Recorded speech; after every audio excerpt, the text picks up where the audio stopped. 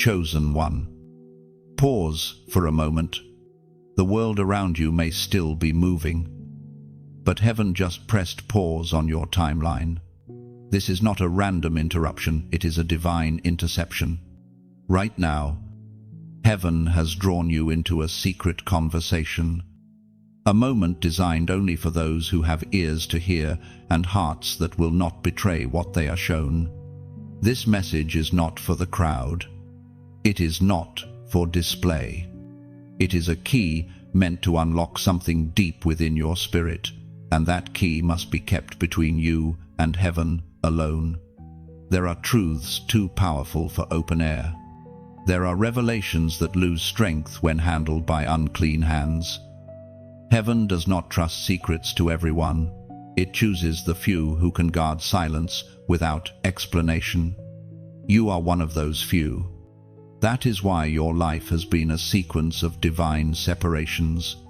People fell away. Opportunities paused. The noise dimmed. It wasn't rejection, it was refinement. You were being hidden for holiness. You see, revelation and exposure cannot coexist. The light that reveals is the same light that blinds those who are not ready. Heaven must test if you can carry brilliance in the dark, if you can hold truth without broadcasting it. If you can sit on divine instruction without turning it into conversation. The silence you've endured was never empty. It was heaven watching your restraint. You've been wondering why your prayers seem unanswered, why your victories are uncelebrated, why your heart carries weight no one else can sense. The answer is simple. God trusts you with what others would mishandle. The secrets you carry are not meant to be shared in this season. They are meant to shape you, to mold you into a vessel of precision. This is not concealment, it's consecration. The world measures significance by visibility. Heaven measures it by secrecy. The anointing that changes nations is not poured in crowds, it is brewed in solitude. That is why the Spirit has been training you to be quiet even when you have something powerful to say. Because silence, in heaven's language, is not weakness, it is obedience. It is spiritual maturity to know when to speak and when to be still. You are being called to walk like a secret keeper of heaven. Your prayers are classified. Your revelations are encrypted. The enemy cannot intercept what is never spoken aloud. The less you explain, the more heaven protects. The more you hide, the stronger the oil becomes.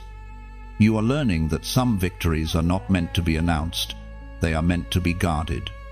There is coming a day when what has been hidden will be unveiled, but not until heaven gives the command. Until then, your silence is sacred ground.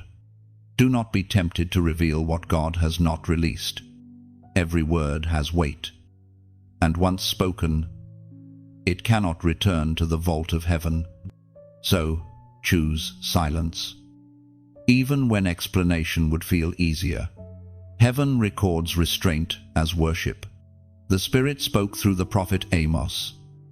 Chapter 3, verse 7. Surely the sovereign Lord does nothing without revealing his secret to his servants, the prophets. Do you see, heaven always reveals before it acts, but only to those who can be trusted to hold the secret until the appointed time. You have been chosen not just to hear, but to hold. What heaven whispered in your spirit is not for the public, it is for your preparation. When the appointed season arrives, the same secret that feels heavy now will become the message that frees others later. So stay hidden. Stay loyal. Do not trade heaven's confidence for human conversation. Your silence is proof that you understand the weight of what you carry. And when heaven sees your restraint, promotion follows. For those who can guard the unseen, heaven entrusts the miraculous.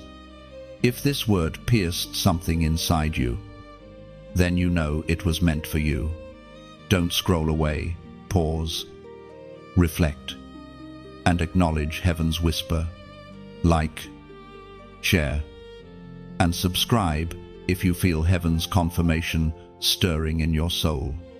And before you go, comment the number 777 below as your covenant sign that this secret stays between you and heaven.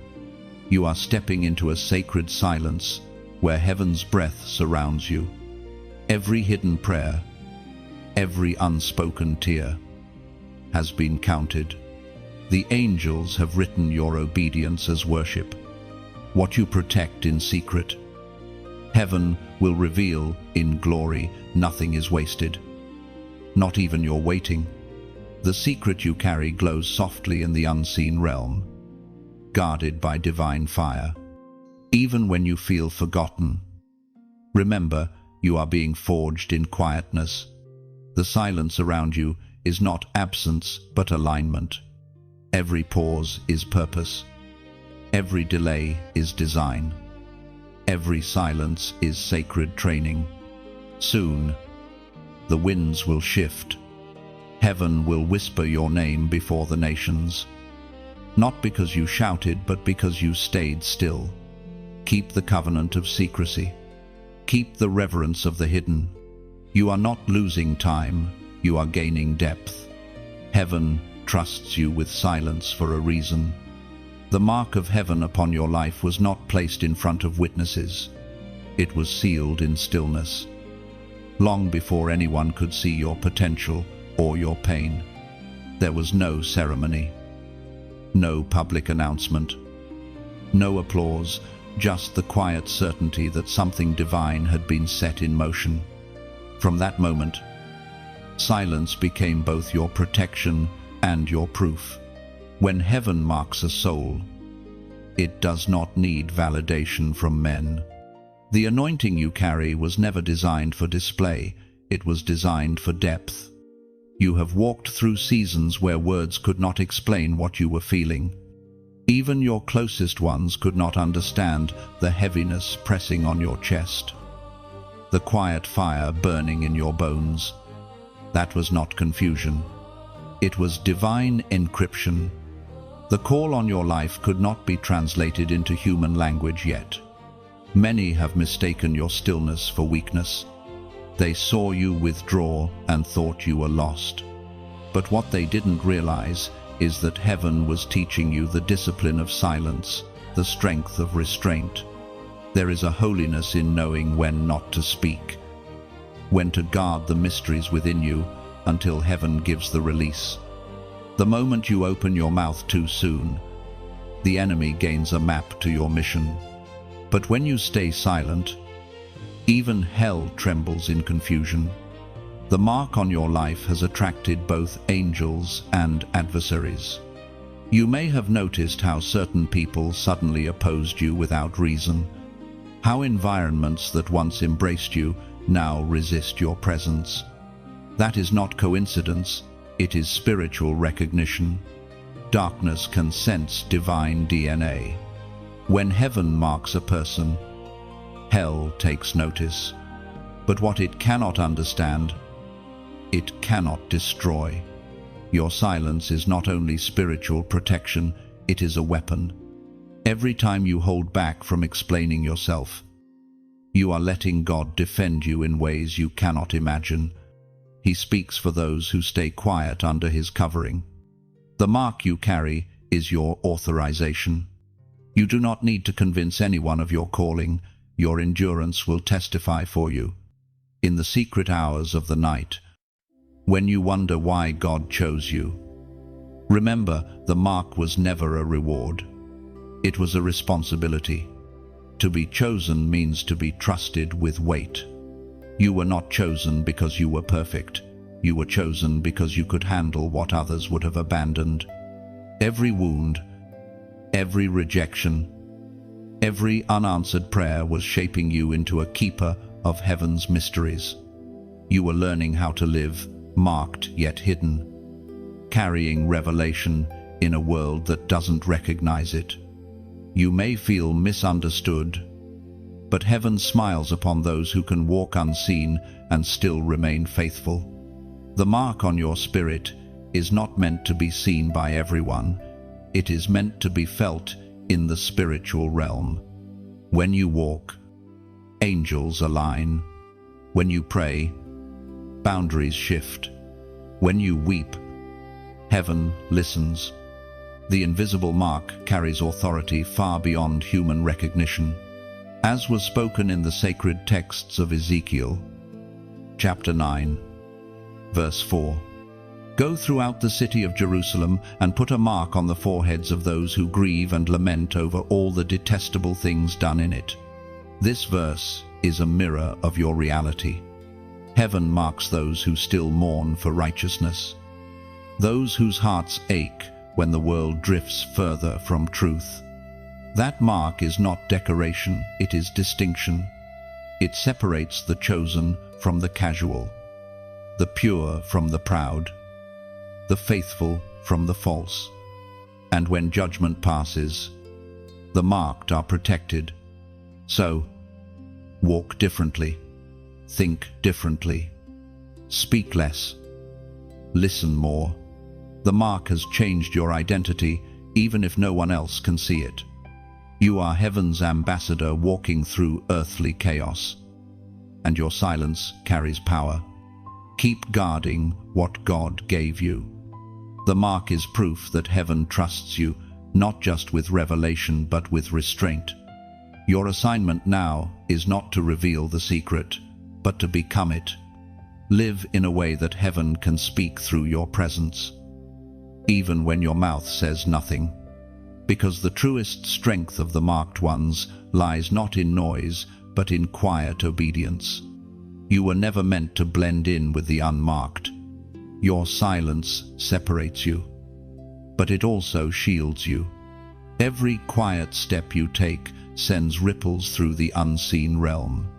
Heaven watches with pride as you guard what others would casually waste. Your hiddenness is proof of heaven's confidence in you.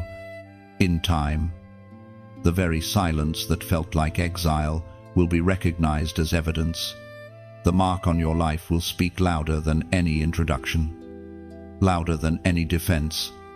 Those who once overlooked you will realize heaven was shaping a vessel, not seeking an audience. Your stillness is becoming your testimony.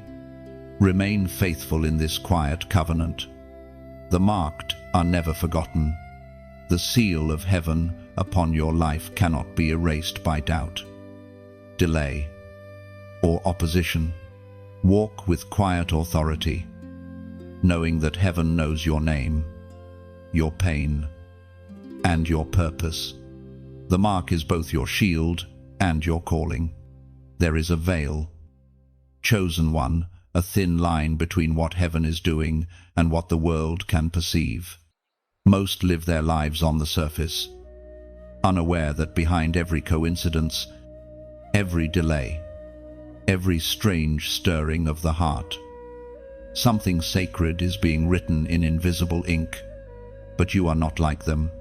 You've been granted eyes that see beyond sight, ears that hear what others call silence. Heaven has been teaching you to live between worlds, to smile in the physical while listening to whispers from the eternal.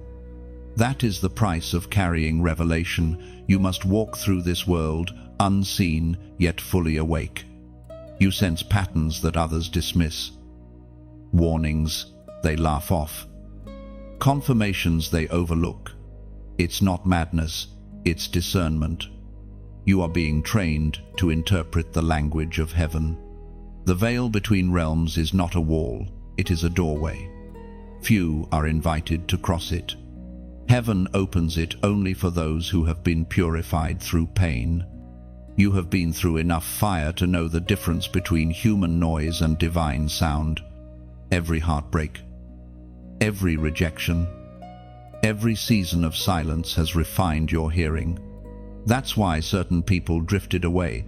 They could not survive in the frequency God is tuning you to. Heaven hides its most powerful movements beneath the disguise of confusion. What looks like loss is often relocation. What feels like silence is divine setup.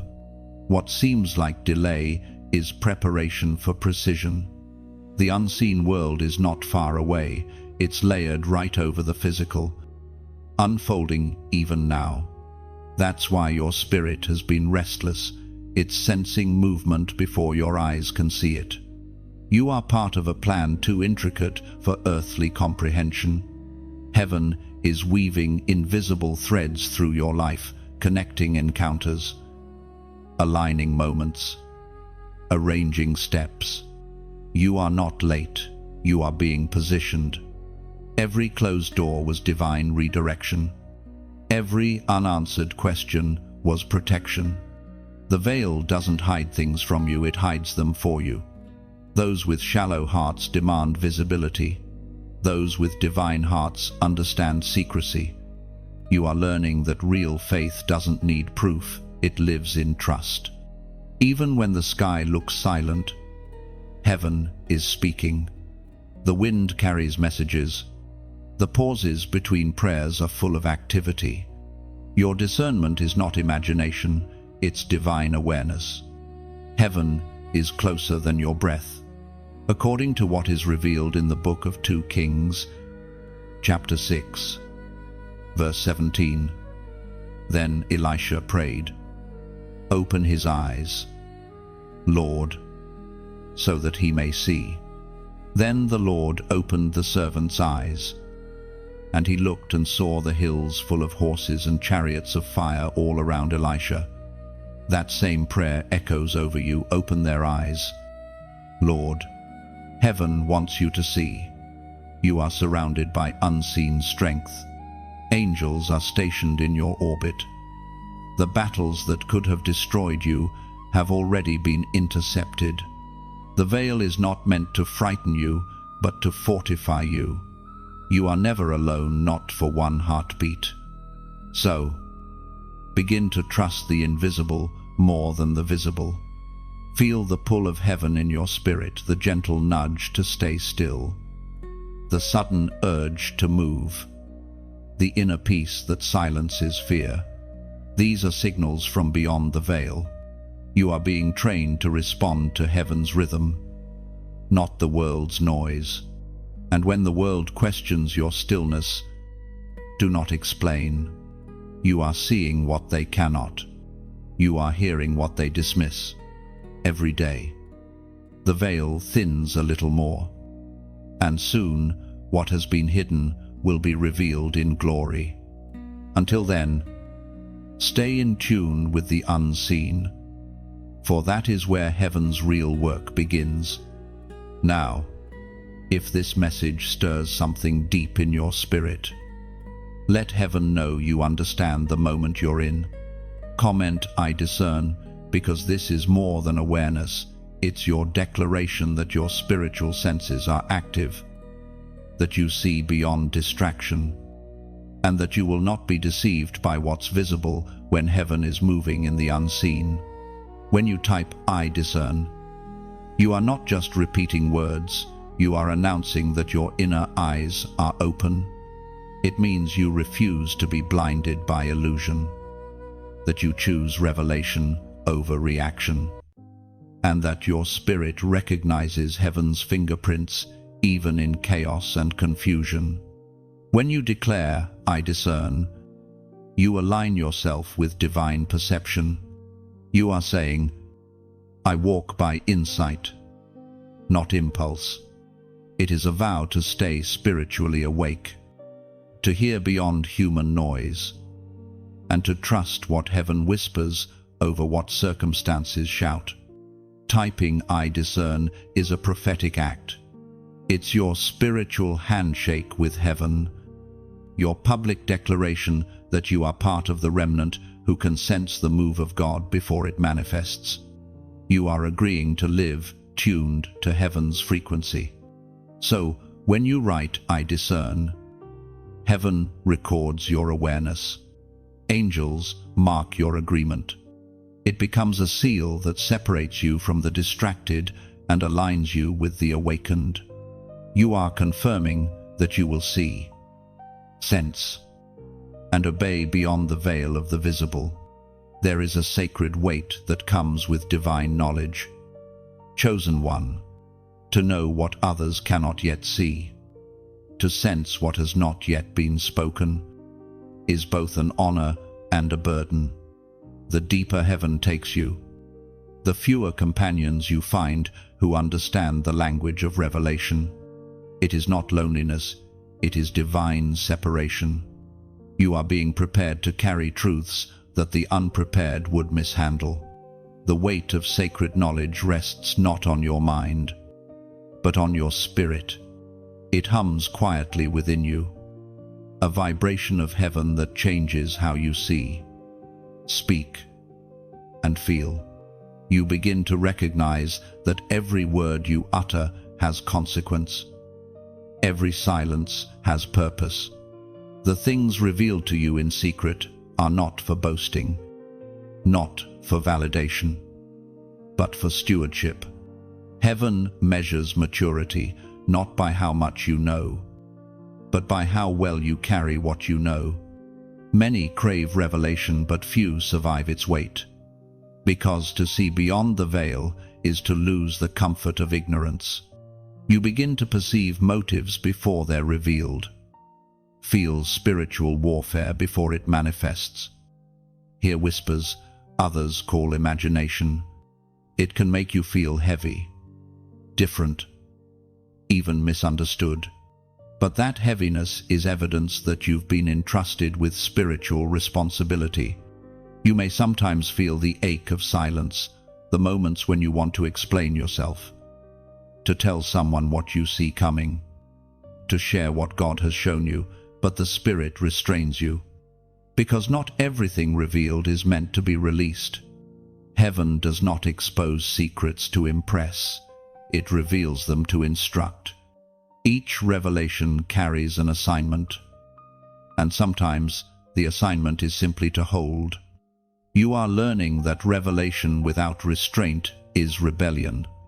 There is timing in everything God unveils. To speak too early can sabotage divine strategy.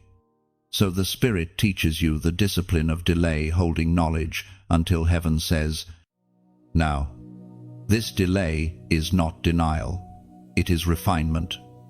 Heaven must trust that you will not let curiosity override calling, that you will not use revelation as currency for attention. This weight of knowledge will often isolate you, but in that isolation, clarity grows. You begin to discern the voice of the Spirit with sharper precision. You start recognizing the difference between divine prompting and emotional impulse. You learn that sometimes silence speaks louder than sermons, and that in heaven's realm, wisdom is often wrapped in stillness. The voice of God thundered in the book of Job, chapter 33, verse 14. For God does speak now one way, now another, though no one perceives it. This verse reveals the paradox of revelation. God is always speaking, yet not everyone perceives him. He hides his voice in whispers, dreams, and divine nudges that only the sensitive heart can detect. And when you begin to hear him in that way, you realize the responsibility that comes with awareness. For every word from heaven requires both reverence and response. The knowledge you carry may never make sense to those who live only by logic. They will question your silence, your sudden movements, your quiet confidence. But that's because revelation shifts your rhythm. You move when heaven moves. You stop when heaven pauses. You obey without needing evidence. The world calls it madness. Heaven calls it mastery. Do not let the burden of sacred knowing make you bitter or withdrawn. Let it humble you. You are not chosen to be superior. You are chosen to be a steward. The more you know, the more accountable you become. Heaven does not reveal mysteries for entertainment. It does so to prepare you for responsibility. Every secret held shapes your spirit into a vessel capable of carrying greater glory. Sometimes, God allows the weight to press harder so that pride has no room to grow. You feel the heaviness not as punishment, but as protection. It keeps you grounded in awe. The true carriers of revelation are those who tremble at what they know. They understand that the greatest mysteries are never shouted, they are whispered in reverence. So, let the sacred weight remain upon you without complaint. Let it refine your humility, deepen your discernment, and strengthen your resolve. For the more heaven reveals, the quieter the soul must become. What you carry is not meant to be light, it is meant to be holy. The weight you feel is proof of divine trust. Heaven would never reveal what you were not strong enough to bear. Let that truth calm your spirit. Every revelation, every silence, is a sign that you have been found worthy of heavenly confidence and sacred responsibility. Carry this knowledge gently. Like fire cupped in your hands, protect it from careless conversation and curious hearts. The light within you must remain pure, untouched by vanity or fear. You are not burdened, you are blessed with understanding that shapes eternity's hidden patterns. Walk quietly with this wisdom. Speak only when heaven says, "Now." The world does not need your explanations, it will see your transformation. In time, revelation will become radiance. Until then, let reverence guide you, and let your silence honor the mysteries you carry. There is a sacred kind of guardianship that heaven entrusts to the chosen. You are not just a receiver of revelation, you are a keeper of it. The things whispered into your spirit were never meant to be shouted through a microphone. They were meant to be protected like embers inside a lantern. The world rushes to announce, but heaven trains you to preserve. You have become a guardian of the unspoken. Guardianship is not silence born of fear, it is silence born of wisdom. When you keep something holy, you shield it from contamination. You have felt it before the hesitation to speak when you could have. The gentle pull that says, "Not yet." That hesitation is not doubt. It is the Holy Spirit placing His hand upon your mouth, teaching that not everything seen must be said, and not every truth is ready to be released. The most powerful moments of heaven's work happen behind closed doors, in secret rooms of prayer where only the chosen are invited. You've been in that room many times, sometimes while driving, sometimes in tears at midnight, sometimes just in stillness. In those moments, heaven gives you pieces of divine blueprint maps for the future, burdens to intercede for others. Yet, you are told, keep it between you and heaven. That obedience is your offering. Guarding what is holy is not easy. It demands maturity, tenderness, and trust. There will be times when your silence costs relationships or recognition, but what heaven builds inside of you is not meant for applause, it is meant for impact. When the right season comes, everything you have guarded will blossom publicly. Until then, your obedience shapes unseen legacy. The ancient words recorded in Proverbs, chapter 25, verse 2, still echo today. It is the glory of God to conceal a matter, to search out a matter is the glory of kings. Heaven conceals not to hide from you, but to protect what is still growing. You carry royal blood in your spirit. Your glory is in searching, waiting, and keeping. Every secret you protect adds another layer of spiritual authority. That's why silence is golden. It crowns you invisibly before the world knows your name. Sometimes heaven's work moves like a river, underground, quiet, unseen, but full of life. You are that river. Even when no one notices, you nourish the soil around you. Every prayer whispered, every act of unseen kindness, every moment of forgiveness, these are sacred investments heaven never forgets. As this river flows, it touches others in ways you may never realize. The words shared here are part of that same hidden river. They are meant to strengthen you when no one else understands your path. If these words have watered your soul, know this: you are part of something divine, just as rivers must remain clear to keep flowing. This stream of heavenly encouragement must stay alive. If your heart ever feels led to help this flow continue, you can freely do so. It is not a demand, it is gratitude, a gesture of participation in the same current that strengthened you. When you give, you are not paying for words, you are watering the well others will one day drink from.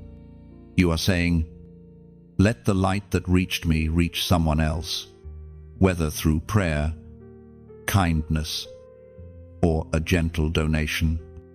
Your gesture becomes a ripple of grace. There is no requirement, no pressure, no condition. Giving must come from joy, never guilt. If your heart whispers, I want to help this continue, that is heaven's gentle invitation. As this message settles in your heart, let gratitude guide your next step. If these words touched you, click like, share, and subscribe, not as a habit, but as an act of light. Each click is another candle lit, another reminder that heaven still speaks in secret. And if you feel stirred to sow into this river, let your giving be like releasing a single drop back into the stream, trusting it will return multiplied in unseen blessings. You are not funding a message, you are fueling a quiet revival. Because what we build here is not just content, it's a cathedral of words, prayers, and unseen kindness. Every act of support becomes another stone in that invisible temple of hope. Like the river that never claims its reflection, every act of giving disappears into purpose, yet it keeps the water flowing for someone else. You are part of that flow now, and the flow never runs dry. You have become a living stream, carrying heaven's messages in quiet devotion. Every act of kindness, every prayer, keeps the water moving. When you give light, you become light. The unseen current within you joins the divine flow that sustains others in their hidden, waiting seasons. So flow gently. Chosen one, let every gesture, every silent offering, become another drop in heaven's river. You are proof that generosity is a language of the soul, not the wallet. What you release in love will always return in divine abundance, multiplied in unseen ways. There is a holy test that comes not through storms, but through stillness. Heaven does not always test you by what is taken away sometimes. It tests you by what is delayed.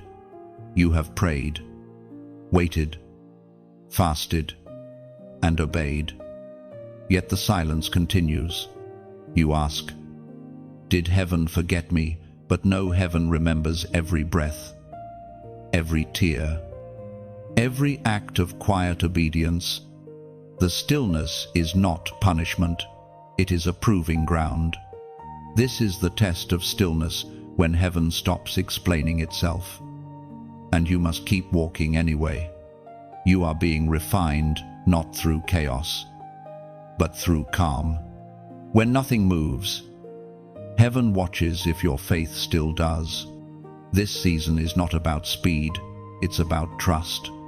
You are learning how to breathe without fear, how to stand when there are no signs, how to love God for who He is, not just for what He gives.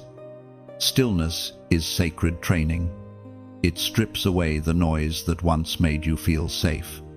It removes every crutch, every distraction, until only your spirit remains.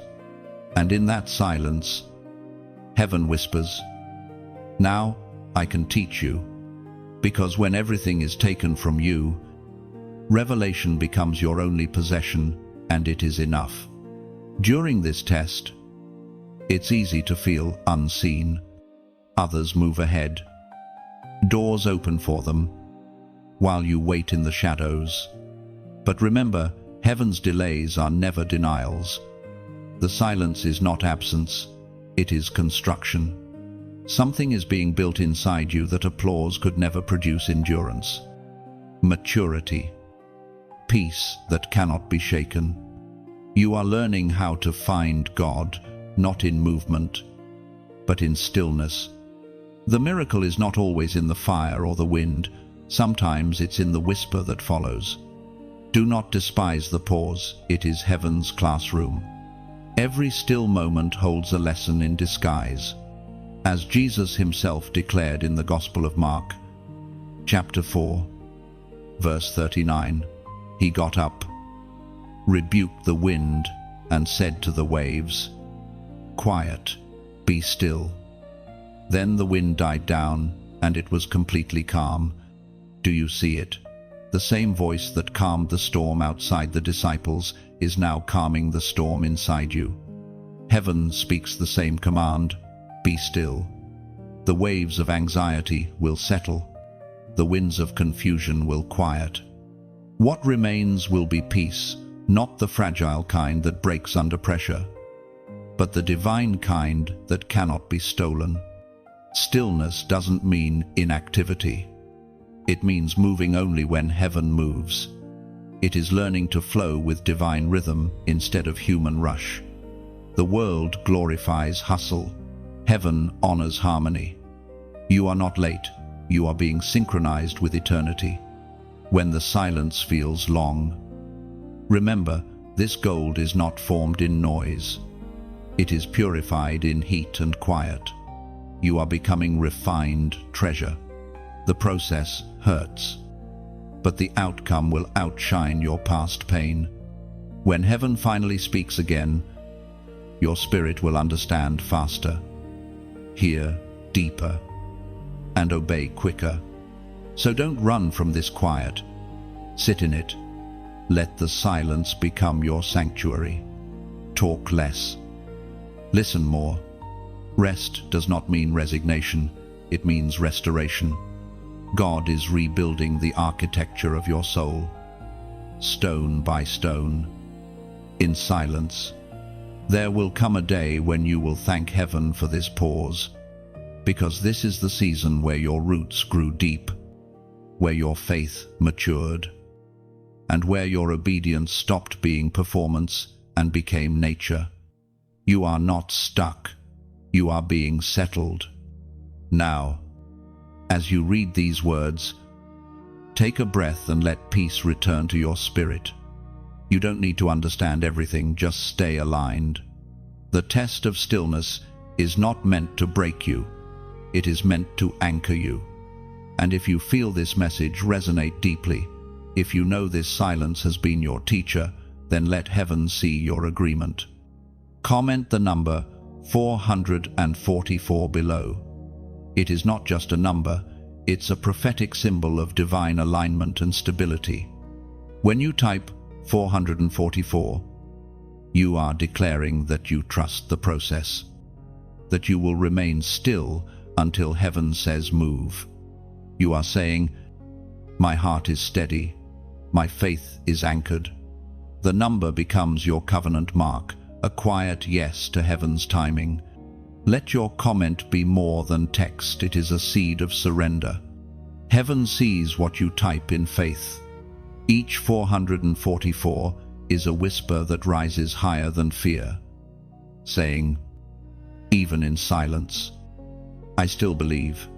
When you write 444, you are placing your trust upon heaven's foundation. It means you believe stability is coming, even if everything still looks uncertain. You are agreeing that divine order outweighs confusion, and that heaven's timing will never fail you. Typing 444 is a prophetic declaration that your soul chooses calm over chaos. It says, I will not rush the process, I will wait with faith. Heaven reads your stillness as worship and turns your patience into strength unseen. Each 444 written becomes a spiritual echo, a silent prayer rising upward. It marks you as one who trusts without trembling, one who stands anchored while others drift. Heaven calls such faith rare, and it never goes unnoticed. There are battles that require words, and there are battles that require silence. You are entering a season where silence is your greatest form of warfare. Heaven is teaching you that not every accusation needs an answer, and not every attack deserves acknowledgement. The most dangerous response to darkness is not shouting, it is stillness. Because when you stop reacting, the enemy loses his grip. When words become warfare, silence becomes your shield. The enemy feeds on attention. He grows louder when you argue, stronger when you defend yourself, and bolder when you explain. But when you stand silent, calm, and unshaken, he becomes confused. He cannot fight someone who no longer reacts to his chaos. That is where your victory begins. You have spent too long explaining yourself to those who never wanted to understand you. You have tried to justify your obedience to those who cannot discern your calling. But heaven says, enough. You are not here to be understood. You are here to be aligned. The time has come to stop proving your purity and start protecting your peace. When you argue with darkness, you descend to its level. When you stay silent, you rise to heaven's altitude. Jesus himself answered not a word when falsely accused. His silence was not weakness, it was weaponry.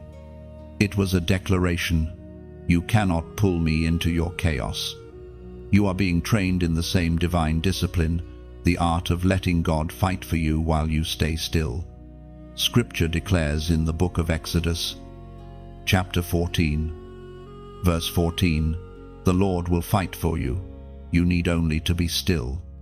These words are not a metaphor, they are a spiritual law. Stillness invites divine intervention. Every time you resist the urge to defend yourself, you make space for heaven to step in. Every time you hold your tongue, God's hand moves on your behalf. The more you let go, the more he takes over. You have to understand, the enemy cannot defeat a silent warrior. He can attack, accuse, mock, and provoke, but he cannot interpret silence. Your quiet is confusing to him because he cannot tell whether you are retreating or preparing to strike. He only sees that his chaos no longer controls your peace, and that terrifies him. Heaven is calling you into a new kind of strength, not the loud, visible kind that demands validation, but the deep, rooted kind that flows from restraint. True warriors do not announce every battle. They discern which fights are worth their breath. You are learning that most warfare happens in prayer, not conversation. When you stop arguing, you start advancing. Every minute spent defending yourself is a minute stolen from your destiny. Let the world misinterpret your silence. Heaven understands it perfectly. The same God who vindicated Joseph in prison, who exalted Daniel in captivity, who restored Job after accusation, that same God will speak for you in due time. There will be moments when your silence feels like suffocation, when you ache to respond, to explain, to correct, but resist. Every time you hold your peace, you are declaring your trust in God's justice. You are saying, "My defense is not in my mouth, it is in His hands."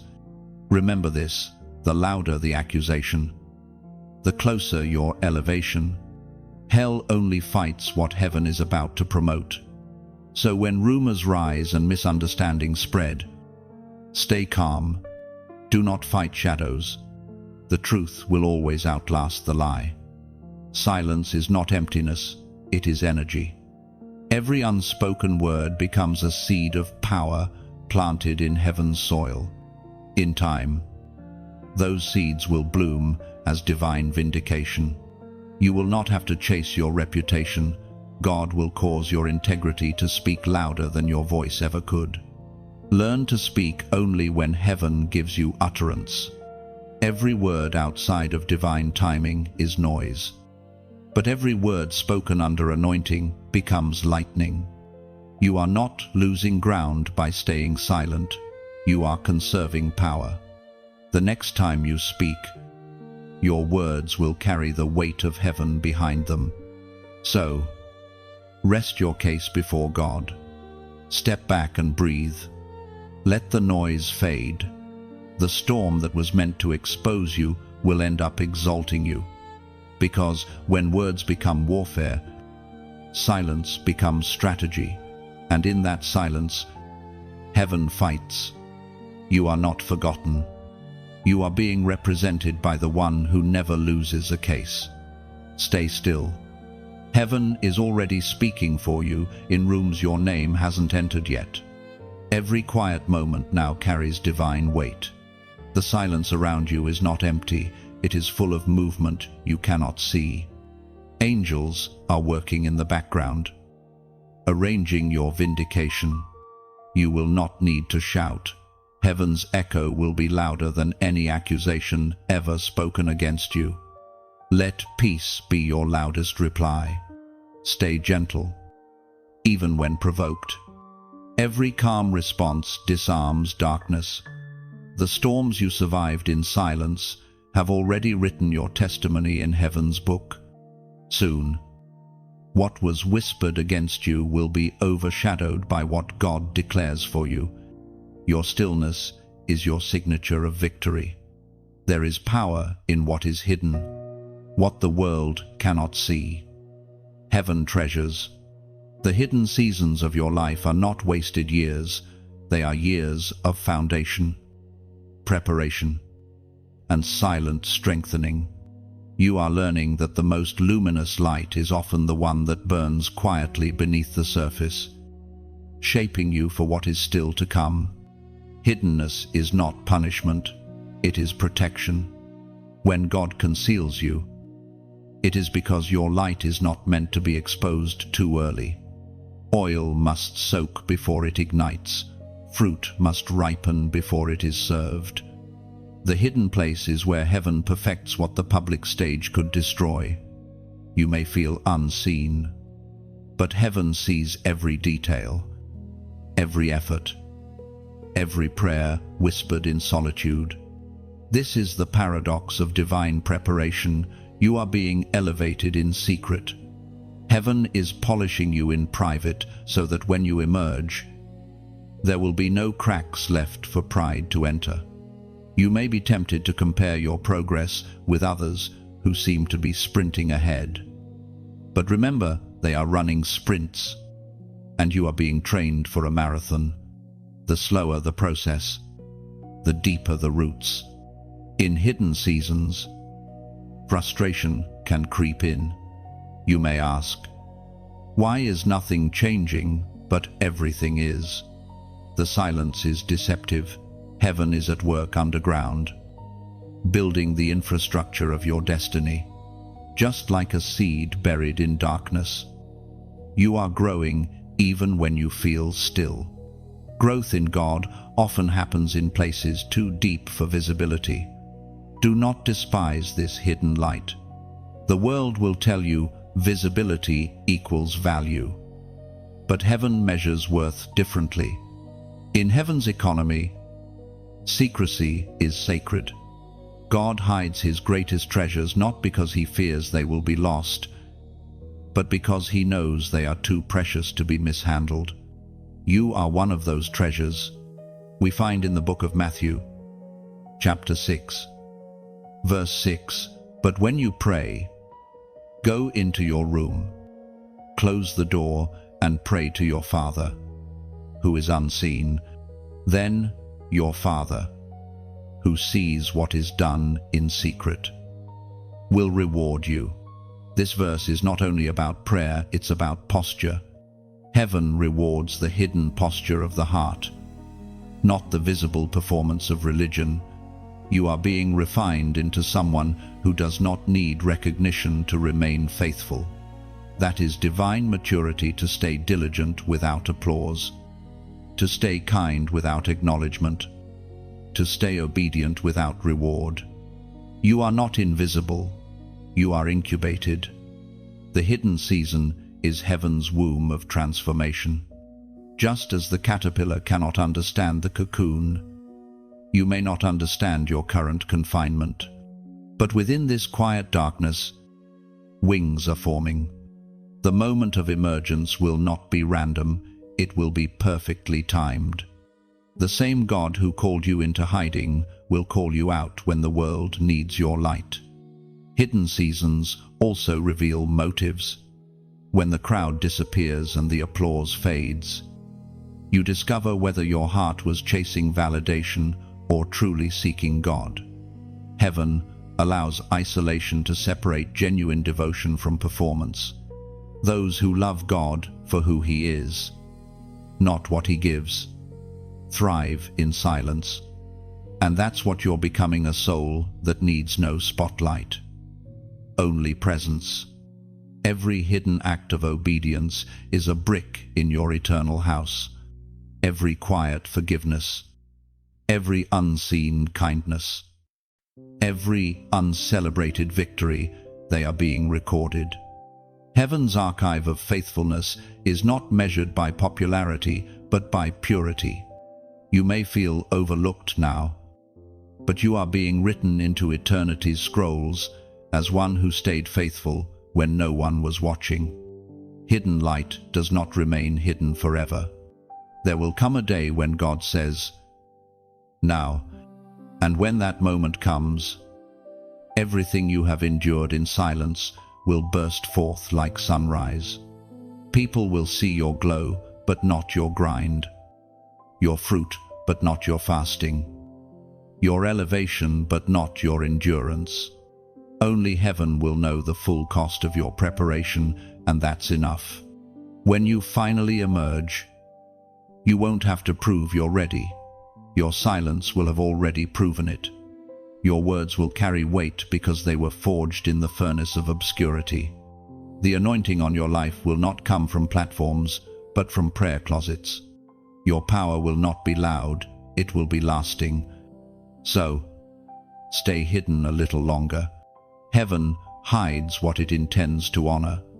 What is unseen now will one day be undeniable. Keep nurturing your secret light. Keep polishing your unseen crown. Every quiet moment of faithfulness is building the stage where heaven will one day reveal your purpose. And when that day comes, you will understand why God made you wait, why he hid you, why he silenced the noise. Because in the silence, he was shaping your strength. In the darkness, he was birthing your destiny. You were never forgotten. You were being fortified. Hidden light, hidden power. You are the evidence that heaven works best in secret. There is a language heaven speaks that no earthly tongue can fully translate. It is not spoken through words, but through spirit, through signs, timing, peace, and presence. You've begun to notice it, haven't you? The moments when your heart stirs for no reason. The sudden awareness that something unseen is near. The way a verse, a sound, or even silence feels like a direct message. That's heaven speaking through the language of the Spirit. You are learning to listen differently now. Heaven doesn't always speak in sentences, it speaks in symbols, impressions, and gentle interruptions. It might come through a dream that lingers, a song that won't leave your mind, or a stranger's words that confirm what you've been praying about. Those are not coincidences, they are coordinates. The Spirit is drawing a map beneath your everyday moments, guiding you quietly toward purpose. This language is not understood by intellect, but by intimacy. The closer you walk with God, the clearer His whisper becomes. You begin to sense His yes in peace and His no in unease. You start realizing that silence doesn't mean absence, it often means, stay still. I'm speaking differently. This is why distraction is one of the enemy's favorite tools. If he can make you chase noise, he can make you miss nuance. There are sounds that only still hearts can hear. The Spirit speaks in frequencies that pride cannot perceive. That's why heaven often leads you into solitude. It is teaching your spirit to hear without ears, to see without sight. This inner knowing, this divine intuition, is how prophets and intercessors move. They don't guess, they discern. And you are being trained in that same sensitivity. As the prophet wrote in the scroll of Habakkuk, chapter 2, verse 1, I will stand at my watch and station myself on the ramparts. I will look to see what he will say to me. Notice the prophet's words, look to see what he will say. He doesn't say hear, he says see. Because heaven's language transcends hearing, it's a multi-sensory revelation. God can speak through what you see, feel, remember, or sense in spirit. When you're awake to His ways, every moment becomes a message. Sometimes, the Spirit will nudge you with unease to prevent you from walking into danger. Sometimes, peace will flood your chest as heaven's green light to move. Sometimes, the delay is a divine not yet. This is the art of spiritual hearing, trusting that God is communicating, even when He's quiet. When the world says you're imagining it, don't doubt your discernment. Heaven's voice is not meant to impress, it's meant to instruct. The more you respond, the clearer it becomes. Every act of obedience fine-tunes your frequency. Soon, you'll realize that what used to confuse you now feels familiar. You're not guessing anymore, you're flowing. This is the maturity of a chosen one to live guided, not by impulse, but by insight. To recognize that divine communication is not rare, it's relational. Heaven never stops speaking, we just have to stay still enough to interpret. There will come a time when your discernment will save not only you, but others. You'll know when to step back before trouble arises, when to move before the window closes, when to speak a word that shifts someone's destiny. You won't even fully understand how, you'll just know. That's the Spirit. So guard your sensitivity. Protect your peace as if it were prophecy, because it often is. The world may call you quiet, but heaven calls you tuned. And in this tuning, your purpose is being refined. Now, if your spirit recognizes this, if you've felt that invisible pull and learned to trust it, then let heaven see your agreement. Comment I hear, two simple words that mean so much more. When you write I hear, you're saying, I choose awareness over noise. You're confirming that your spiritual ears are open, that you are learning the rhythm of heaven's language, and that you will no longer ignore divine nudges disguised as ordinary moments. Your comment becomes a declaration that your spirit is awake, your discernment alive, and your ears tuned to heaven's whisper. You are not confused, you are being guided. You are not lost, you are being led. When you type "I hear," you are declaring alignment between your spirit and heaven's frequency. It means you are not deaf to divine whispers, not numb to holy signals. You are telling heaven, "I am listening," even when the world is loud.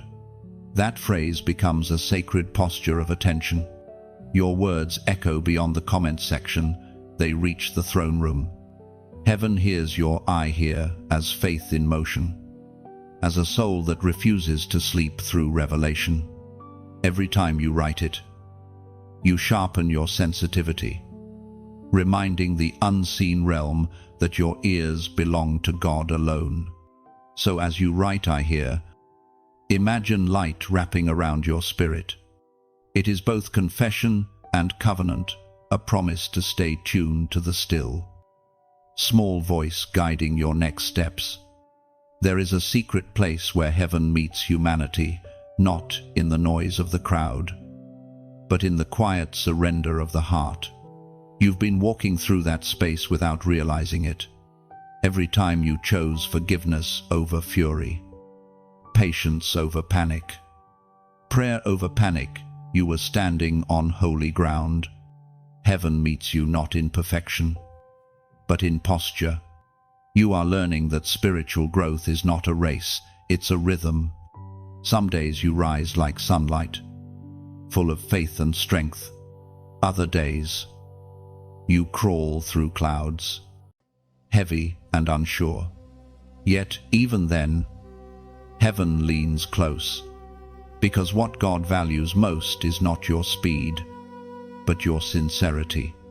The smallest act done in love echoes louder than grand gestures done for show. There's beauty in your quiet persistence. You may not see the fruits yet, but the roots are deepening.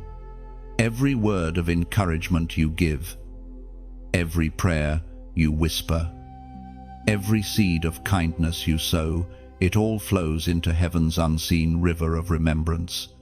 The world may never thank you, but heaven always notices. And that's why spaces like this exist, to remind you that your small acts matter, that your quiet obedience moves mountains.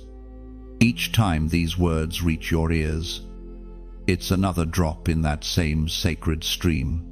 They were written to water your faith, to remind you that you are still growing, still glowing, even in the dark, as was spoken in the second letter to the Corinthians, chapter 9, verse 7. Each one must give as he has decided in his heart, not reluctantly or under compulsion, for God loves a cheerful giver. That verse is not only about money, it's about motion. Giving, in heaven's eyes, is not measured in amount, but in affection. It's not about the size of what you give, it's about the sincerity behind it. Every act of generosity, no matter how small, becomes light in the unseen realm. It is not a transaction, it is transformation. When you like, share, or subscribe, think of it not as a button, but as a candle you're lighting for someone else still wandering in the dark. Each click is like sending a spark into the night sky, a way of saying, may this light reach another soul who needs it. That's how revival spreads, not through noise, but through quiet, consistent acts of love. And if ever your heart feels stirred to give or donate, let it come from that same sacred place of joy. Think of generosity as planting a tree. You may not sit under its shade, but someone else will. The seed leaves your hand, but never your story. It multiplies in ways unseen, flowing forward into lives you may never meet. This isn't a request, It's an invitation. You're free to walk past it, or you're free to participate. That freedom is what makes it beautiful, because in heaven's mathematics, giving is never subtraction, it's multiplication disguised as release. When you give from love, you don't lose, you extend your light further than your reach. Every time someone supports this flow through prayer, through sharing, through kindness, through donation, they become a living echo of hope. Together, we are building something invisible yet eternal, a network of hearts connected by light, and every act of support, no matter how quiet, adds another beam to that structure. The words you've read here are just a mirror reflecting your own faith back to you. If they've touched you, strengthened you, or reminded you that heaven is still near, then take this moment to pause, not from duty, but from gratitude. If you feel led, like, share, and subscribe so that the same encouragement that found you can find another wanderer still waiting for light. And if you feel called to go a step further to sow into this stream, imagine dropping a single pebble into a still pond. Watch the ripples spread, touching distant shores you'll never see. That's what your giving does. It carries light outward, far beyond your reach, multiplying in quiet grace. You are under no obligation, only invitation. Let your actions flow from freedom. In heaven's eyes, every kind gesture, every share, every gift, every whispered prayer becomes a note in the same song of divine generosity.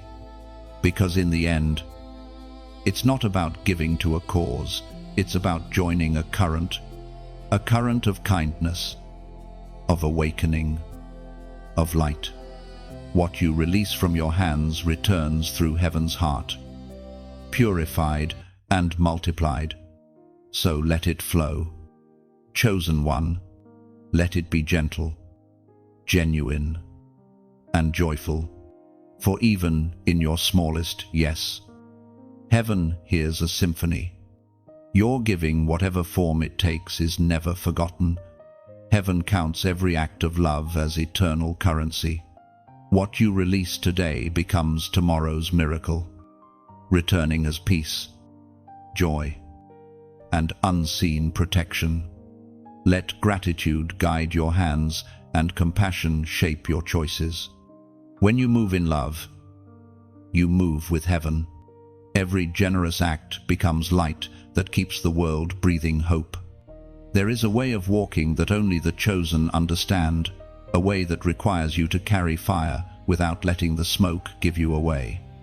Heaven often fills you with divine power, but commands you to move quietly through the world. Unseen, yet unstoppable. You become a vessel of light wrapped in ordinary skin. This is the paradox of anointed living, carrying eternity inside a body that still feels hunger, doubt, and pain. The secret is learning how to carry fire without letting it consume you. God places power in fragile vessels so that humility remains your safeguard. He hides glory in ordinary moments so that pride cannot claim ownership. Every time you walk past recognition and choose reverence instead, the fire burns brighter. It's not about being noticed, it's about being trusted. This world glorifies exposure, but heaven treasures discretion. You have learned to smile when misunderstood, to speak softly when provoked, to bless quietly when wronged. Each act of restraint is fuel for your inner fire. The enemy expects noise. Heaven trains you in quiet authority. You do not need to shout when you carry the voice of God inside you. The hidden fire within you is not for display, it's for direction. It lights your path through confusion. It warms those who come close to you, and it terrifies darkness that dares to approach. You don't have to prove the flame exists. The heat around your presence says enough. We are reminded through the writings of David in the Psalms. Chapter 39, verse 3, "My heart grew hot within me. While I meditated, the fire burned. Then I spoke with my tongue." David knew what it was to carry holy fire. His words were not born from opinion, but from meditation, from the burning inside his chest that only divine encounter can ignite. And so it is with you. Your fire grows in silence, not applause. Every moment you choose prayer over pride, humility over haste. Heaven adds more flame. The challenge of the chosen is not igniting the fire, it's sustaining it. Many can start with passion, but few can keep burning when ignored or misunderstood. You have endured seasons where your zeal felt too much for some and too little for others.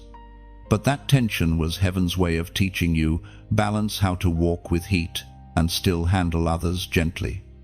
Fire without wisdom destroys, but fire with discipline purifies.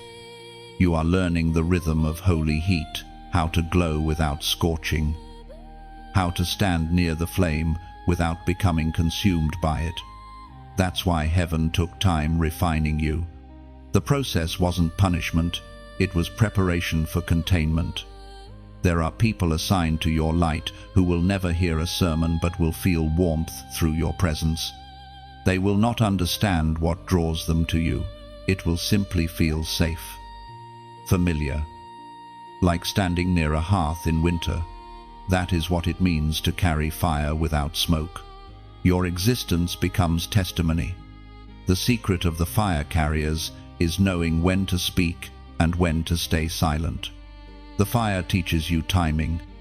There are moments when you must release the heat in words that heal, and moments when you must hold it in prayer that purifies. To misuse your fire is to waste it. To guard it is to multiply it. Do not fear if others cannot see the flame.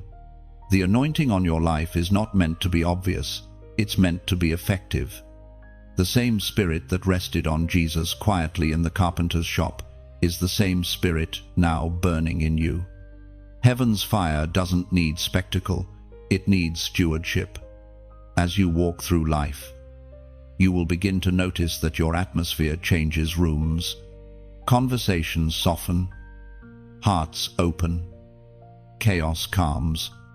That is not coincidence, it is divine evidence. You are carrying something holy that shifts the unseen even before words are spoken. The fire is your signature in the spirit realm. And yet, the more power you carry, the more humility heaven demands. The true carriers of divine fire never boast about it, they simply live it. They don't chase platforms, they build altars. They don't crave titles, they crave truth. You have reached that place where the presence of God matters more than the praise of people. That's where the fire becomes unstoppable. You are no longer the same person who began this journey. The trials that once frightened you now fuel you. The waiting that once felt like punishment now feels like purpose. You've learned to walk through life like a living ember, softly glowing, quietly transforming, never burning out. So, walk carefully with what you carry. Speak when the Spirit says speak. Rest when He says rest. Remember, the flame within you is not for entertainment, but enlightenment. You are not just surviving, you are radiating. Heaven's fire burns inside you, steady and sure. Carry it well. Chosen one, for the world will see the warmth before it ever sees the flame. Every revelation carries a cost. The deeper heaven takes you, the more solitude it requires. To hold sacred knowledge is to carry weight that ordinary hearts cannot bear. That's why you've been separated again and again, not for punishment, but for preservation. You have been entrusted with divine mysteries, and heaven is watching how you handle them. This is the price of revelation, understanding what others ignore, seeing what others overlook, hearing what others dismiss. You begin to notice patterns that others call coincidence, feel burdens others cannot explain, and sense truths that few are ready to receive. Sometimes, that awareness can feel heavy, like carrying the weight of invisible worlds. Yet even in that heaviness, heaven whispers, "You are not alone." This is the mark of the mature. When God gives revelation, He also gives responsibility. You are accountable not only for what you share, but for what you withhold. Many want to reveal too soon, to announce before heaven authorizes, but that's how glory leaks and anointing thins. Revelation released outside of divine timing becomes rebellion. That is why heaven teaches you silence first, then speech. To carry divine understanding means you must sometimes walk misunderstood. People may label your silence as arrogance or distance, but heaven calls it discernment. Not everyone can handle your insight. Some will fear it. Others will twist it. So heaven trains you to measure your words carefully, to let wisdom weigh them before they leave your mouth, as was revealed through the writings of Daniel. Chapter 2, verse 22. He reveals deep and hidden things. He knows what lies in darkness, and light dwells with him. This scripture holds your reflection. God has trusted you with the deep and hidden things, and that trust is not casual, it's covenant. Light and darkness coexist around revelation. The same insight that frees you can isolate you. But remember, God would not show you what He did not believe you could carry. The deeper the secret, the greater the stewardship. Many chase revelation for recognition, but heaven gives it for refinement. True revelation humbles before it honors, breaks before it builds. Every time God unveils a new layer, it calls for greater surrender. You cannot carry divine secrets and still crave human validation. The two worlds cannot share one heart. There will be days when what you know burns within you like fire. Yet heaven says, wait. You will feel the urgency to speak, but silence will hold you. Those are the moments when obedience outweighs expression. Revelation without restraint becomes ruin. Your strength will not be measured by how loudly you speak truth, but by how long you can hold it until God says, now. You are being trusted with secrets because heaven knows your loyalty. You have proven that you will not trade revelation for applause. This is the true price of divine intimacy, to know what others do not, to carry what others cannot, and still choose humility. The time will come when the things you've carried in secret will become the answers others have been praying for. You will speak, and heaven will confirm your words with power. But until then, the silence is sacred, the waiting is worship, the withholding is wisdom. When it feels heavy, remember, revelation is not meant to crush, it's meant to carve. It shapes your spirit into a vessel capable of holding greater glory. You are not just a receiver, you are a keeper. What you protect today becomes what God multiplies tomorrow. So rest. Chosen one, you are not behind, you are being refined.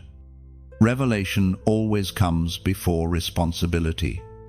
Heaven is shaping your spirit into one that does not leak truth in haste, but releases it in holiness.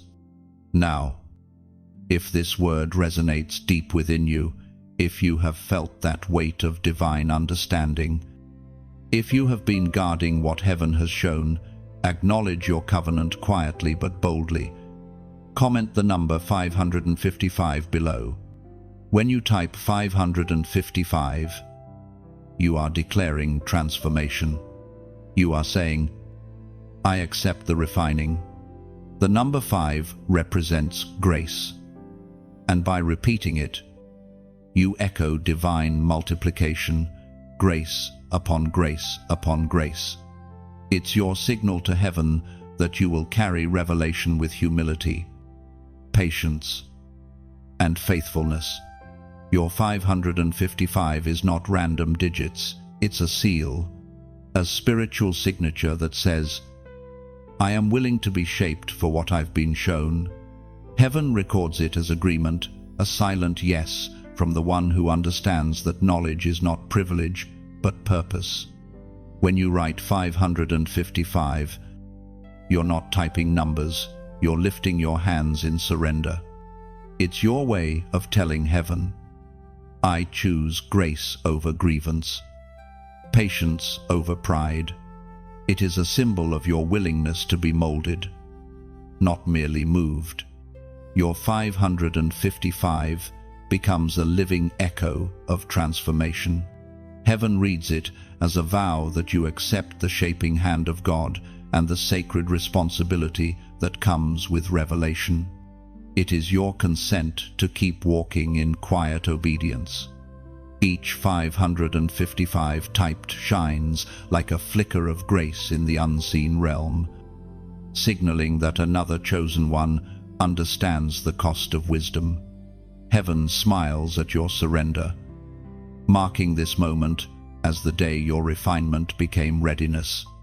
There is a discipline that defines the hidden ones, a discipline the ordinary world cannot comprehend. It is not just prayer or fasting or worship, it is the discipline of restraint, the sacred practice of not doing when every part of you wants to move. Heaven has been shaping that in you quietly, chiseling away impatience and teaching you how to obey without argument, how to trust without explanation. This discipline separates the called from the chosen. Many are moved by emotion, but the chosen are moved by instruction. You've been through seasons where God said, wait, and your flesh screamed. Now, you've been ready to speak, to step, to show, but heaven held you back. Those pauses weren't punishment, they were preparation. Because if God had released you then, your zeal might have burned brighter than your wisdom. You are learning that obedience is more powerful than opportunity. The world says to chase every open door, but heaven teaches you to test them. Not every door that opens is divine. Some are distractions dressed as destiny. The hidden ones don't rush through doors, they discern them. And if heaven says, not yet, they close it themselves. That is strength beyond human understanding, as was written in the Gospel of Luke, chapter 16, verse 10, whoever can be trusted with very little can also be trusted with much, and whoever is dishonest with very little will also be dishonest with much. That is the foundation of your training. The little things you obey in private determine the magnitude of what heaven entrusts you with in public. The discipline of the hidden ones begins in unseen corners, honoring commitments no one checks, guarding thoughts no one hears, staying kind when no one thanks you. These are the quiet proofs heaven looks for. Every hidden act of obedience shapes your character into divine steel. God does not rush the making of his vessels, he tempers them in time and tension. You've felt that tension often between patience and progress, between faith and frustration. But that tension is evidence that heaven is still forming you. Each delay is a hammerstroke shaping your readiness. The discipline of the hidden ones also includes discernment of energy, knowing when to withdraw, when to engage, when to speak, and when silence speaks louder. You are learning that not every battle requires your presence. Some storms end faster when you stop standing in the rain. Heaven doesn't call you to exhaustion, it calls you to endurance. Discipline is not deprivation, it is direction. Every no heaven gives protects a greater yes waiting ahead. Every withheld moment builds trust between you and God. The more you yield, the more He reveals. The hidden ones understand that timing is part of the testimony. They don't just want blessing, they want alignment. This path is not easy. You'll often feel tension between your spirit and your surroundings. The discipline to remain unseen when your heart longs to be noticed requires maturity born only from prayer. Yet, that is how heaven purifies motives. You are learning to want His will more than your visibility. You no longer chase spotlight, you seek synchronization. Every instruction God gives, no matter how small, holds layers of destiny. To wake up when He nudges you at dawn, to release what He asks you to let go, to stay when you want to run. Each moment of obedience writes prophecy into your future. You are not just following orders, you are writing your legacy one yes at a time. Heaven's generals are not born through grand gestures, they are forged through quiet consistency. The discipline you're learning now will become the backbone of your calling later. Others may skip the process and crave the crown, but you have chosen the crucible. That's why your anointing will last longer than applause. You've noticed how, lately, your reactions have changed. Where once you would rush, now you wait. Where once you would speak, now you observe. That's not fatigue, that's mastery. Heaven has taught you the rhythm of restraint, the power of not forcing what isn't yet fully formed. And in this stillness, your spirit grows sharper. You begin to perceive the difference between what looks urgent and what is truly important. Heaven no longer needs to shout to get your attention. A whisper is enough. You have become trained in obedience to divine instinct. That's the mark of the hidden one's instant response to invisible instruction. So, do not resent this quiet training ground. Heaven invests time only in those who are worth the process. The discipline you're building now will hold the weight of miracles later. The same restraint that feels restrictive today will become your greatest authority tomorrow. Because the ones who learn to wait with wisdom are the ones God trusts to move with power. And you, chosen one, are being trusted with much. Stay steady. Stay disciplined. The world will see the fruit of what heaven has been pruning in private. There is a moment every chosen one must face, the midnight hour of the soul. It is the place where noise fades, light seems distant, and all that remains is raw faith. This is the hour when heaven whispers, but the earth feels silent. You have walked through it before the nights of restless waiting, the mornings that arrive with no answer, the prayers that feel unanswered yet unforgotten. These are the whispers at midnight, the quiet conversations between your wounds and God's wisdom. Midnight is not the end, it is the middle. It's the threshold between what was and what will be. Heaven often hides its most powerful transitions in darkness, because revelation glows brightest when everything else dims. You've wondered why God seems distant in those quiet hours. But that distance is an illusion. Midnight is not absence, it's intimacy in disguise.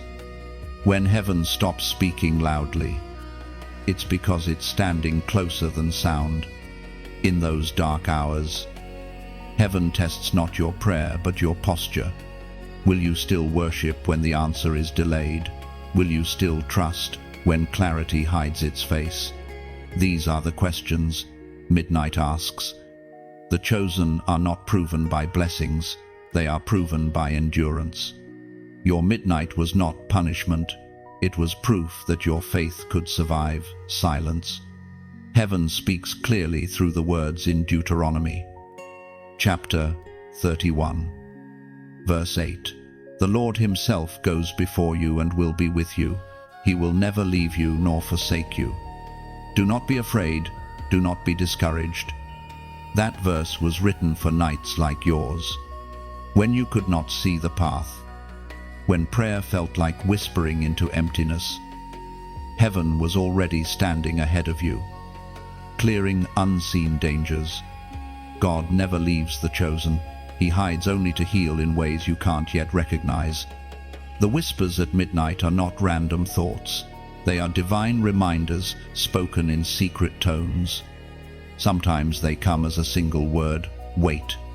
Sometimes as a feeling that calms what logic can't explain. Sometimes as a verse rising uninvited in your mind. These are not accidents, they are lifelines. Heaven speaks softly when your spirit is tired, because loudness would break what silence is meant to build trust. You are learning that God's quietness is not neglect, it's navigation.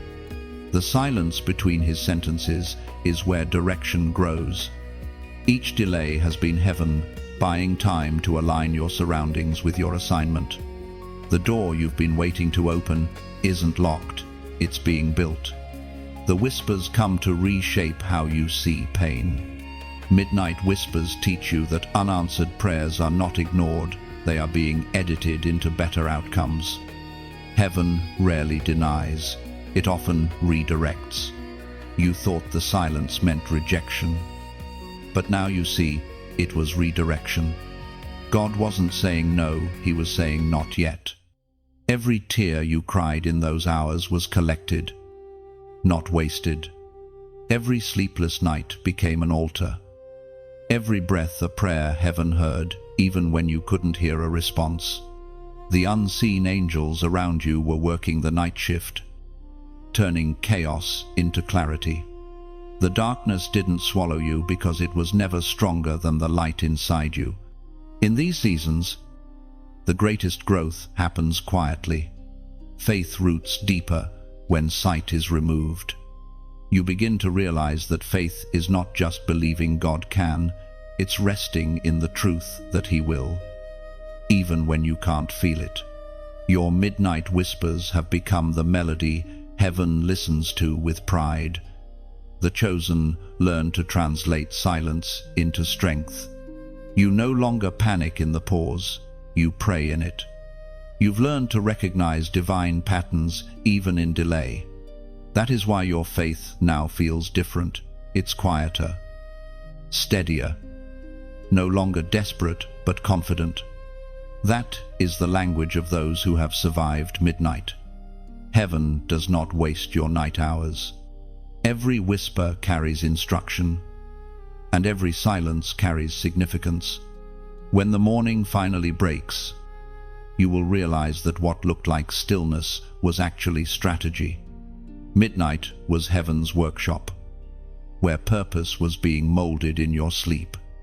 So, when the darkness lingers again, and it will remember what you learned in your last midnight, the God who whispered before will whisper again. This time, you will not fear the silence.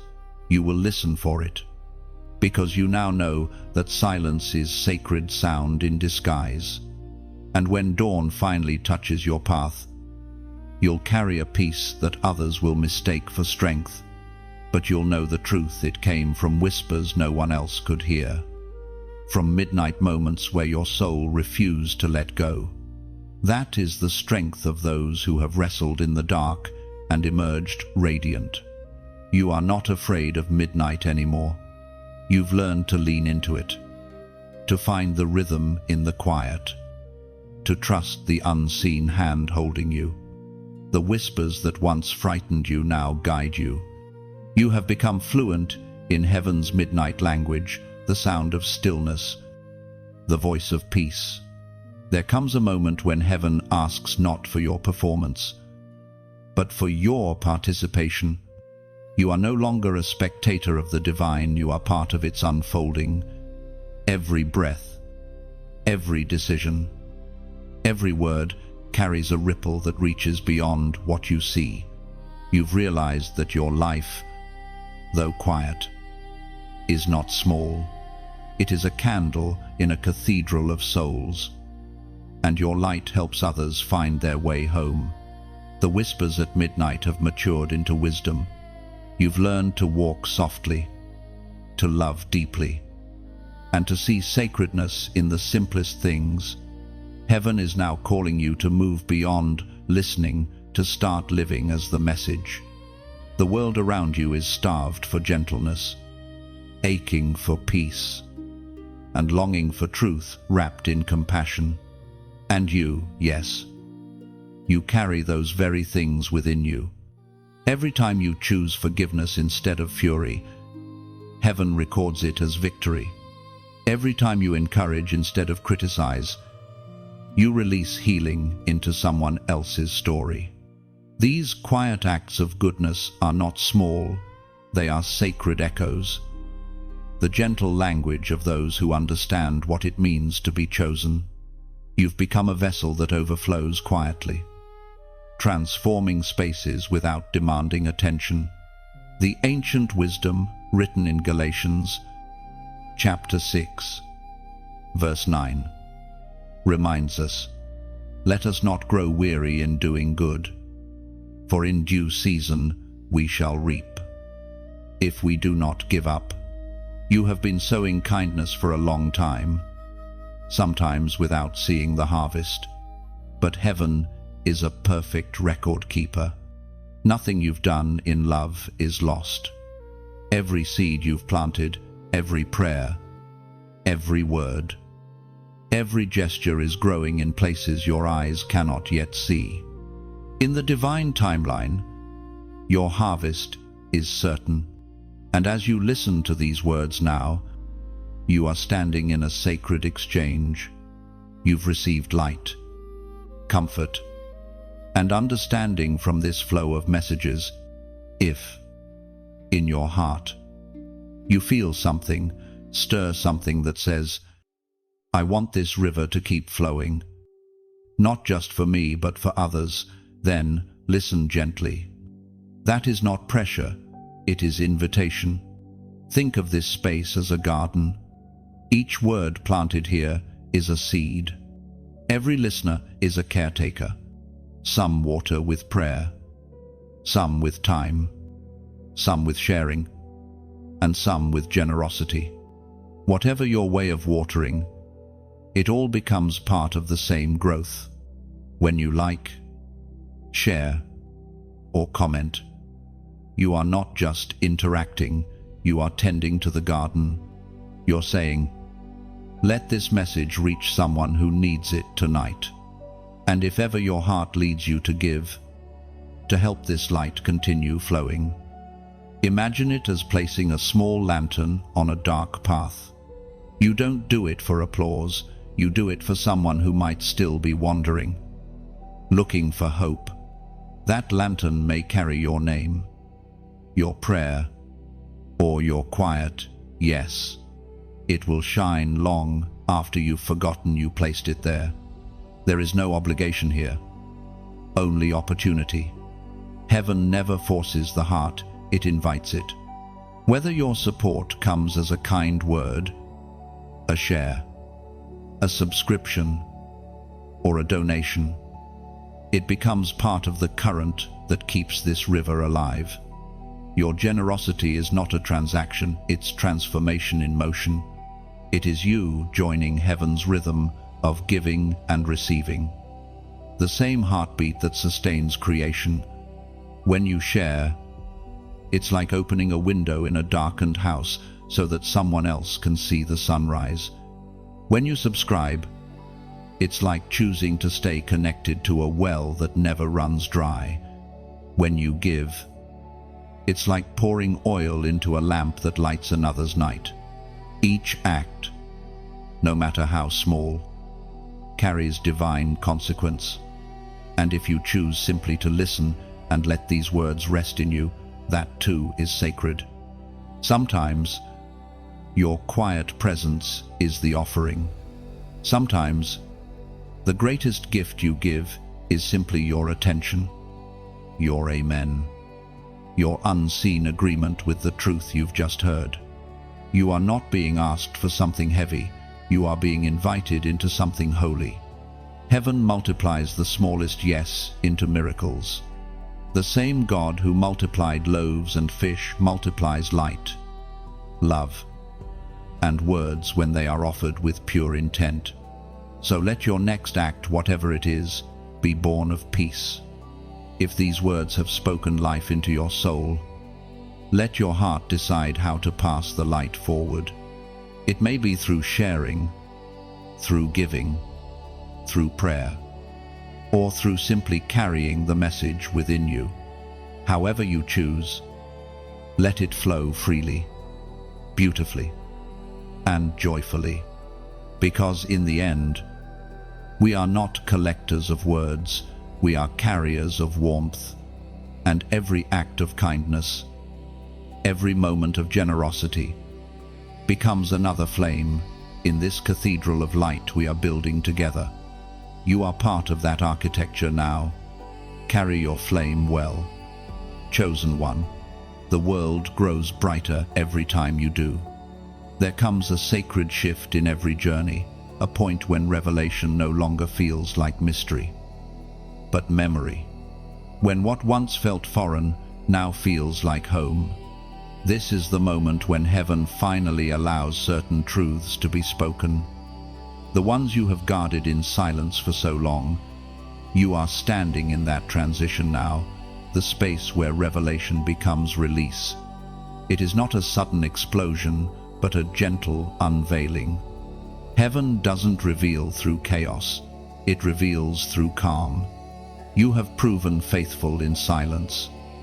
And now heaven begins to loosen your tongue, not to boast, but to bless. The truths that once weighed heavy inside you are ready to flow through your words, actions, and presence. You are no longer just a keeper of mysteries. You are a messenger of mercy. This release is not about public speaking or popularity. It's about timing.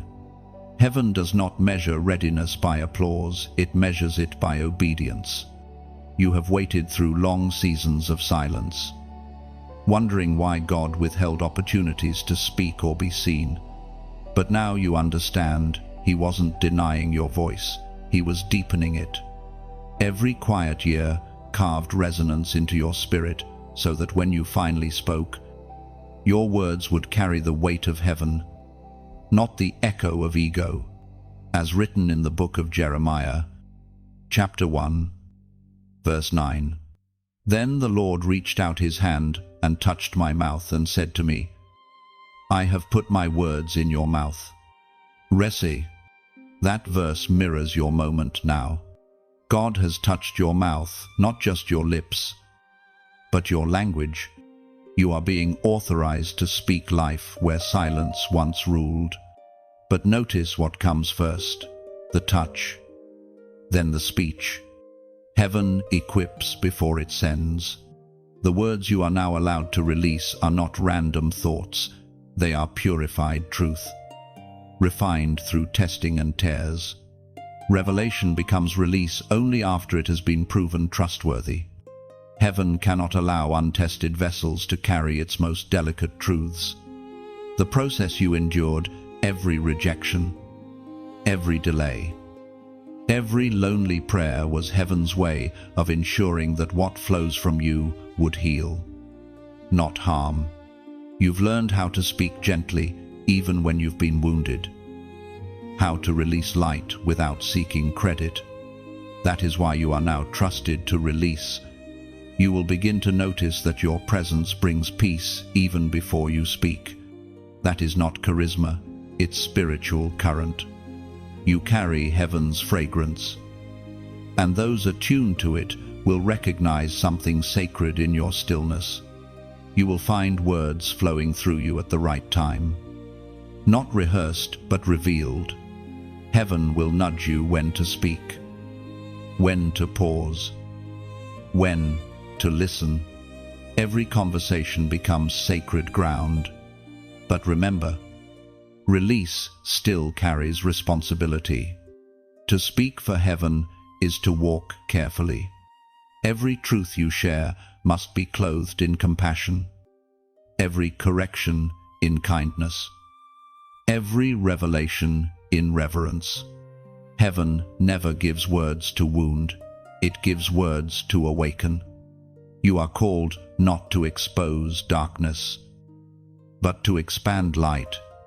The authority you now hold must always be balanced with humility. Revelation will not always come with trumpets. Sometimes it will arrive as a whisper during an ordinary moment. It may appear while you wash dishes, while you walk in silence, while you comfort someone in pain. Heaven hides its words in simple acts to test your awareness. You'll learn to recognize those divine interruptions, the sudden sense to pray for someone, the unplanned phrase that becomes healing to a stranger, the peace that floods a room when you speak truth softly. This new season will not be loud, but it will be luminous. You are not stepping into performance, you are stepping into purpose. The revelation you carry will begin to overflow naturally, not forcefully. You won't have to convince anyone. Authenticity carries its own anointing. The same God who whispered to you in private will now speak through you in public, and others will feel his presence without knowing why. Do not fear this release. The weight you once felt was never meant to remain buried, it was meant to bloom. Every word heaven plants eventually blossoms when the season is right. You are entering your blooming. The hidden seed of revelation is breaking open, and what was once unseen will now be undeniable. Still, guard your roots. Remember the lessons of silence. Do not trade depth for display. You are not being released to perform, you are being released to pour. Your assignment is not to impress, it is to influence through integrity. The fruit of your revelation is not fame, it is transformation, beginning with your own heart. So, speak when heaven says speak. Rest when it says rest. Flow when it says flow. The same hand that closed your mouth is now opening it with purpose. You are a vessel of divine articulation, a living voice of heaven's heart. What once felt like silence will now sound like symphony. The time of waiting has become the time of witnessing. You are no longer hidden in the shadows of preparation, you are walking in the light of release. Heaven trusts you. That is your new identity, not just chosen, but commissioned. There is a peace that comes only after obedience. It cannot be taught, only lived. It is the quiet knowing that you have walked through fire and emerged not only unharmed, but refined. This is the peace of those who have been tested and trusted. You are standing in that peace now. Chosen one, the stillness that follows surrender. For years, you carried questions that heaven would not answer. You wrestled with invisible weights, learned the language of silence, and mastered the rhythm of waiting. Every tear, every hesitation, every lonely night has shaped you into someone unshakable. You are not who you were when the calling began. You have grown from seeker into steward, from learner into leader, from silence into song. The journey has never been easy, but it has always been holy. The road of the chosen is narrow for a reason. It removes the unnecessary. Everything that fell away from you was never meant to stay. Heaven has been pruning, not punishing. Each loss was a lesson, each delay a design. Now you carry less, but what remains is pure. The final seal of heaven is not noise, it is stillness. When God marks you completely, you no longer strive for validation. You no longer need signs to believe or applause to continue. You simply know. That knowing is your crown. It is invisible, but it glows through your calm, your kindness, your quiet authority. This is what it means to be sealed, to walk through storms unshaken because your roots reach eternity. The ancient promise in Revelation, chapter 7, verse 3, declares, "Do not harm the land or the sea or the trees until we put a seal on the foreheads of the servants of our God." That seal is upon you now, not a mark the world can see, but a signature the spirit realm recognizes. It is heaven's confirmation that your training is complete, that your obedience has been proven. You have become one of heaven's keepers of light, carrying divine wisdom not in words but in essence. Wherever you go, peace will follow, and where you stand, darkness will lose footing. You no longer carry revelation as a burden, it has become part of your being. You speak less because your spirit speaks louder. You do not need to announce your authority, it is felt. This is what the hidden years were preparing you for, not fame, but frequency. Your very presence now transmits the energy of heaven's stillness. Heaven's final seal is not about arrival, it is about alignment. You are now aligned with the will of God in such a way that even your pauses are prophetic. What you touch prospers. What you release returns multiplied. What you forgive frees generations after you. The seal does not make you superior, it makes you surrendered. And surrender is heaven's highest strength. Those who have walked the long path of hiddenness carry an intimacy the hurried will never know. You no longer ask, "Why me?" You now ask, "What for?" The perspective has shifted. You no longer see waiting as delay, you see it as design. You no longer see silence as absence, you see it as instruction. That shift is the sign that heaven's seal has settled fully upon your spirit. Your journey has been a divine spiral every season, bringing you deeper into the center of purpose. The pain taught you empathy. The silence taught you patience. The revelation taught you reverence. And now, peace teaches you permanence. You are no longer easily shaken, easily distracted, easily broken. You have become steady, anchored, aware. The world around you may still swirl in confusion, but you are learning how to stand still while everything shifts. That is what sealed ones do. They stabilize what surrounds them. Your presence will begin to calm storms, not because of your strength, but because of the peace you carry. Heaven has branded that peace into your spirit. You are the evidence that divine transformation is real. Look at yourself now, still standing, still believing, still soft-hearted after everything that could have hardened you. That is grace's greatest miracle. It made you stronger without making you cold. From here on, your life becomes less about searching and more about serving. You will find joy in simple things, the sunrise, the sound of quiet prayer, the gentle nudge of God's presence in your chest. You no longer chase divine moments, you live them. You have become the very thing you once sought, proof that heaven dwells among us. So walk gently, chosen one. You have nothing left to prove and everything left to pour. You have been sealed not for status, but for service. Heaven trusts you now because you have proven trustworthy. The final seal does not end your journey, it begins your reign in purpose. Go forward with peace as your robe and wisdom as your crown. Speak softly, move wisely, love deeply. The same God who guided you through the hidden will now guide you into the harvest.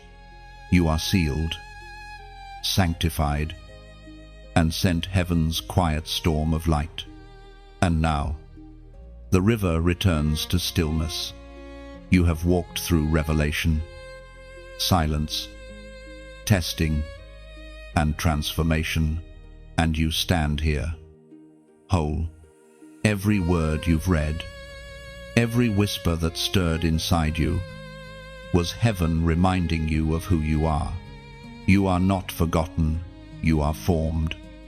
Not overlooked, but ordained. If these messages have reached into your spirit and reminded you of light you almost lost, let gratitude be your next step. When you like, share, or subscribe, think of it not as a click but as lighting another candle in this vast cathedral of souls. Each small action becomes a spark that guides someone still walking in darkness toward the same peace you found here.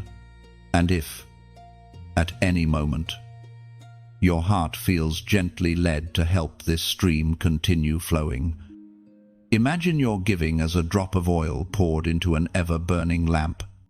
You are not funding words, you are fueling warmth.